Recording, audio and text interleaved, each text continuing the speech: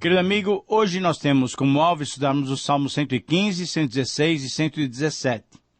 E o Salmo 115 tem como título Louvores só ao Deus vivo e verdadeiro. Louvores só ao Deus vivo e verdadeiro. A troca animada de motejos, isso é, de críticas ou zombarias com os pagãos, sugere para esse salmo um período quando os israelitas estavam sendo ou tinham recentemente estado expostos à zombaria daqueles que, talvez durante o exílio da Babilônia ou pouco depois, gracejavam, criticavam, zombavam dos israelitas. Esse salmo é claramente uma declaração de que os ídolos não valem nada e não devem ser adorados ou reverenciados. Os ídolos devem ser, sim, desprezados, assim como fez ver o profeta Isaías no capítulo 40, versículo 18 até 20 do seu livro. Então, o Salmo tem como tema mostrar ou contrastar o Deus soberano com os ídolos impotentes. Nesse Salmo se louva o Deus do céu. Nesse Salmo se canta a majestade de Deus que não pode ser questionada. Embora alguns estudiosos queiram fazer certa ligação desse Salmo com o anterior, com o Salmo 114, é evidente que as bênçãos que Deus dispensa aqui são muito mais abrangentes do que as bênçãos descritas no Salmo anterior. Porque ali são bênçãos que se referem somente ao período do Êxodo. E por termos então uma descrição detalhada da invalidade, da impotência, da inverdade dos ídolos e da substância abençoadora de Deus, esse salmo nos estimula a, mesmo diante da zombaria dos incrédulos, devemos elevar a Deus os nossos mais sinceros louvores por tudo aquilo que Ele fez e Ele é. Eu repito essa frase que sintetiza exatamente o Salmo 115. Mesmo diante da zombaria dos incrédulos, devemos elevar a Deus os nossos mais sinceros louvores por tudo aquilo que Ele fez e aquilo que Ele é. E aqui nós temos 5 razões para louvarmos a Deus. Louvamos a Deus porque Ele é tudo e os ídolos não são nada. Versículos 1 a 8. A glória não pertence aos homens. No céu, o Deus do céu, é o único digno de todo louvor. Os servos de Deus, os servos do Senhor, sabem responder às nações descrentes. As nações servem a ídolos impotentes e se tornam semelhantes aos seus falsos deuses. Os que adoram esses ídolos se tornam como eles, cegos, fracos, sem vida, incapazes de alguma coisa. O profeta Isaías, no capítulo 44, desenvolve claramente essa distinção entre Deus e os ídolos e as consequências para os seus adoradores. Em segundo lugar, louvamos a Deus porque Ele é o nosso amparo, o nosso escudo.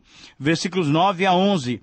Deus é o amparo e o escudo de todos de Israel, da casa de Arão, daqueles que temem ao Senhor. Veja bem, nenhuma descendência física, nenhuma ordenação sacerdotal é suficiente para uma pessoa pertencer a esse último grupo. Isso é, aqueles que temem ao Senhor. Esses que temem ao Senhor o adoram em espírito e em verdade. E eu espero, querido amigo, que você seja um desses que temem ao Senhor. Em terceiro lugar, louvamos a Deus porque Ele é um Deus abençoador. Nos versículos 12 e 13, nós vemos exatamente isso. O salmista novamente cita em paralelo os personagens dos versos anteriores. Deus abençoa Israel, a casa de Arão e aqueles que temem o Senhor. E essa identificação provavelmente se refere ao povo todo, mas com destaque para os sacerdotes e para os possíveis gentios que tinham se convertidos e, sem ser prosélitos, temiam a Deus. Você deve se lembrar do caso de Cornélio, lá que já estudamos em Atos capítulo 10. Querido amigo, se você é alguém que teme a Deus, conforme essas definições, você já é alguém abençoado, com toda a sorte de bênçãos espirituais nas regiões celestiais em Cristo Jesus, conforme Paulo disse para nós, lá em Efésios, capítulo 1, versículo 3. Por isso, em quarto lugar, louvamos a Deus porque Ele é o Criador. Versículos 14 e 15 nos mostram exatamente isso. Uma bênção para todos os adoradores. E essa bênção só é possível porque Deus é o doador de todo bem. Deus é o doador de toda boa dádiva e de todo dom perfeito. Pois Ele, como Pai das luzes, em quem não há variação ou sombra de mudança, derrama sobre nós as suas bênçãos. Você deve se lembrar de Tiago capítulo 1, dentre essas bênçãos, com certeza, o novo nascimento, a nova geração que acontece através da palavra da verdade.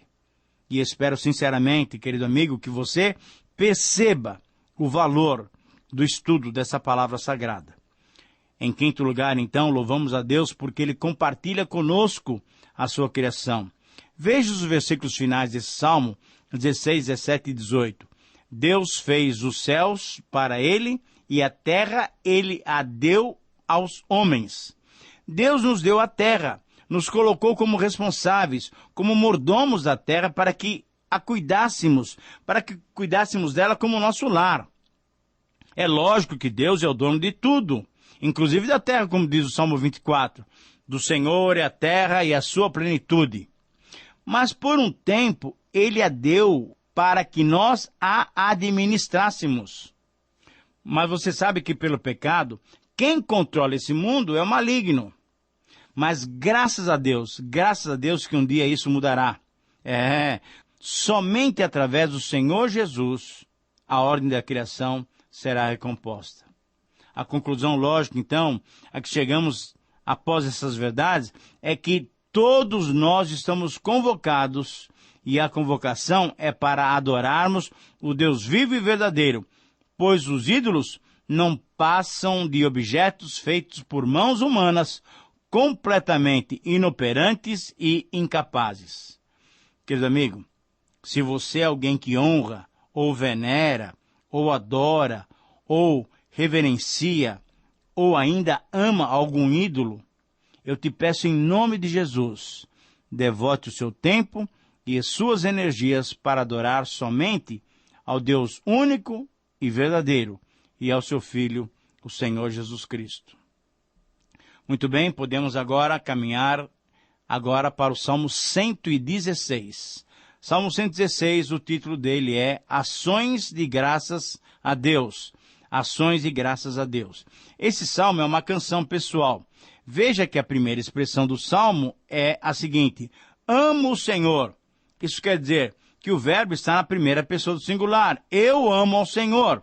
Em meio a tantos salmos em que se convoca a todos para bendizer e exaltar a Deus, esse salmo pode ser entendido como um testemunho individual. E esta é a razão pela qual todos que participam de um culto público devem fazer a sua própria profissão de fé. Deus deve saber se é você, se eu e você, se você mesmo está me ouvindo agora, também o amamos individualmente, sem necessitarmos daqueles que estão ao nosso redor. Quando você está cultuando o Senhor, Deus quer saber se você o ama. Veja bem, mesmo na adoração coletiva, Deus sonda o nosso coração para ver a nossa disposição individual. Deus quer saber como é que você cultua Ele. Então, numa frase muito bem objetiva, esse salmo retrata como um servo agradecido louva ao Senhor. E diante desse quadro, a resposta que o salmista nos dá, que na verdade é a proposta do salmo para todos nós podemos sintetizar esse salmo da seguinte maneira: devemos dar a Deus ações de graças, pois, ao passarmos pelas mais difíceis situações que beiram até a morte, podemos contar com a sua salvação. Eu repito essa frase, então, que é a síntese desse salmo. Devemos dar a Deus ações de graças, pois, ao passarmos pelas mais difíceis situações que beiram a morte, podemos contar com a sua salvação. Então, aqui no Salmo 116, nós encontramos 5 razões para agradecermos o Senhor. Agradecemos a Deus por nos atender quando estamos prostrados, versículos 1 a 6. O salmista louva a Deus por ter respondido às suas orações em momentos de angústia. Nas horas de aflição, de tribulação, de tristeza. Ele invocou o Senhor sabendo que Deus é compassivo, justo, misericordioso e generoso. Deve-se destacar que esse salmo repete por 4 vezes a atitude de invocar o Senhor. Invocar, querido amigo, é recorrer, é chamar, é suplicar a ajuda do Senhor. E tendo já essa experiência de ser ouvido e atendido, ele sabe que, mais uma vez, ele pode contar com Deus nessa hora de prostração. Em segundo lugar, agradecemos a Deus pelo livramento que Ele nos dá, que Ele dá à nossa alma, ao nosso homem interior. Versículos 7, 8 e 9. Assim como o verbo invocar aparece repetidamente, também as palavras morte e alma são repetidas pelo menos 3 vezes nesses 19 versos, mostrando então que o sofrimento do salmista era um sofrimento muito grave mesmo. Quando ele se lembrou que fora atendido, de que Deus o ouvira, ele mesmo internamente se acalmou. Ele voltou à tranquilidade, a sua alma voltou a uma estabilidade.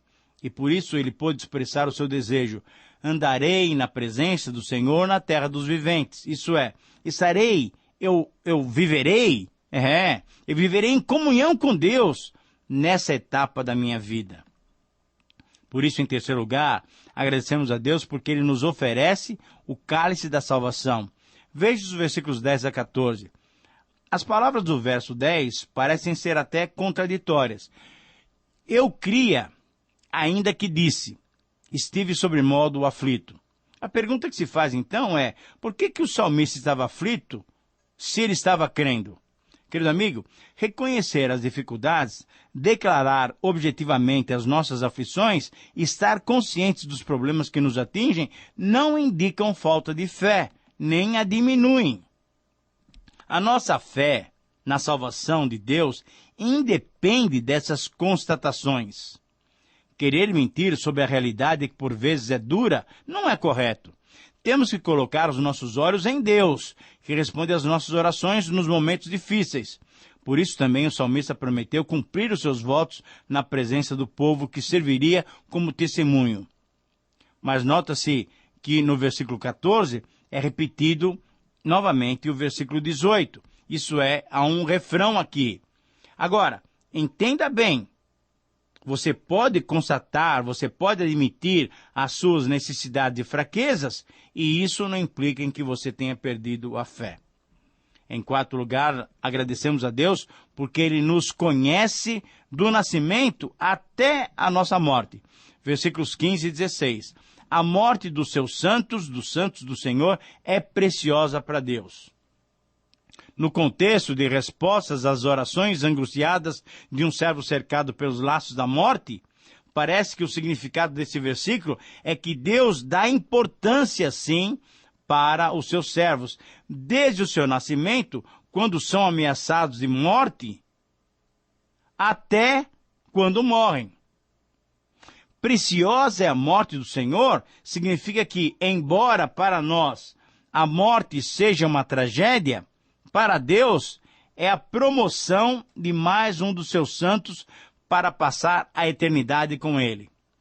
Por ser preciosa a morte daquele que teme ao Senhor, será cuidada com todo zelo pelo próprio Senhor. Assim como no Salmo 72, 14, é preciosa ao Senhor a vida ou o sangue dos seus santos, assim também aqui a morte dos seus santos, a nossa morte para o Senhor é vista como preciosa, porque para Deus, vida ou morte tem outro significado do que para nós. Que possamos então, querido amigo, fazer sossegar a nossa alma, mesmo diante das mais difíceis circunstâncias. Por quê? Porque Deus tem o melhor para nós. E em quinto e último lugar, nesse Salmo 116, agradecemos a Deus invocando o seu nome e cumprindo os seus votos. Ou melhor, os votos que nós fazemos, os votos que você faz para Deus. Versículos 17, 18 e 19. salvo das ameaças e angústias, então o salmista se compromete a cumprir os seus votos no meio da congregação dos santos, dos fiéis. E ele cumpre os seus votos para quê? Para mostrar que Deus tem sido fiel para com ele. Querido amigo, nós não podemos nos esquecer de que devemos dar sempre graças a Deus, pois ao passarmos pelas mais difíceis situações, que podem beirar até a morte, podemos contar com a sua boa e graciosa mão, podemos contar com a sua salvação. Aplique esse salmo a você. Você que está me ouvindo agora, você está sofrendo uma situação séria e delicada? Você sente que está chegando até os limites da sua força? Você vê no horizonte até a sombra da morte? Talvez você esteja doente no hospital. Lembre-se, até ali está contigo a boa mão do Senhor.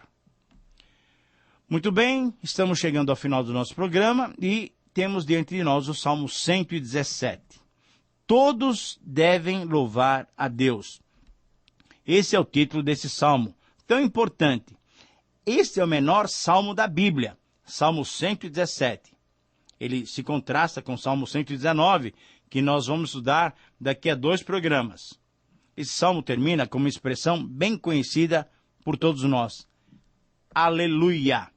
Aleluia! Por isso, louvamos a Deus.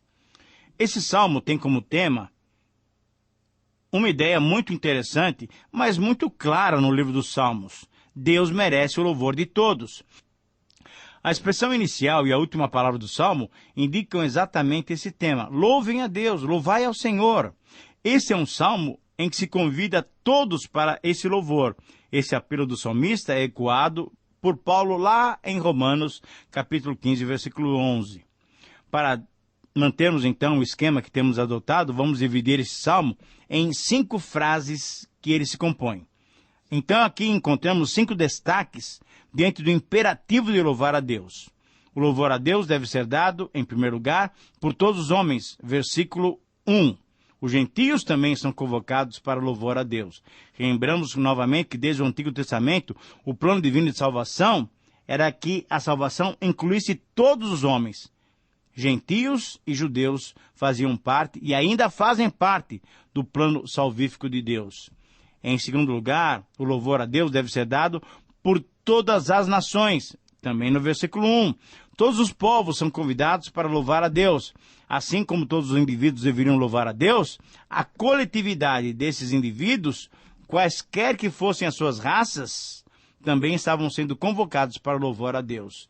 Deus não criou apenas os hebreus. Não. Deus criou o gênero humano.